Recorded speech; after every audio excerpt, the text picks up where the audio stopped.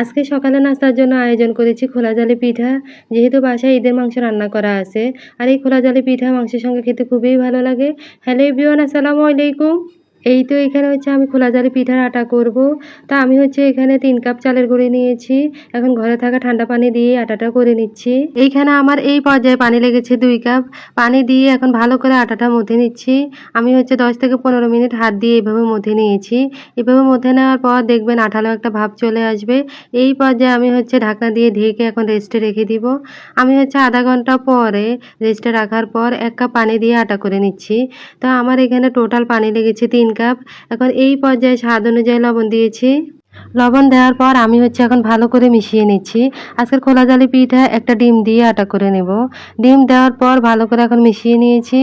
এই পিঠার গোলা অনবরত নেড়ে তৈরি করে নিতে হয়। এদিক থেকে আমি হচ্ছে পিঠা বানানোর জন্য তাওয়া বসিয়ে দিয়েছি। তাওয়া গরম হয়ে যাওয়ার পর হালকা তেল ব্রাশ করে নিয়েছি। এতে করে পিঠাগুলো খুব দ্রুত তাওয়া থেকে উঠে আসবে। এই পিঠাটা বানানো যেমন সহজ, খেতে কিন্তু অসম্ভব মজার। বিশেষ করে যে কোনো মাংসের ঝোল দিয়ে বেশি ভালো লাগে। আমার পরিবারের সবার খুবই পছন্দ।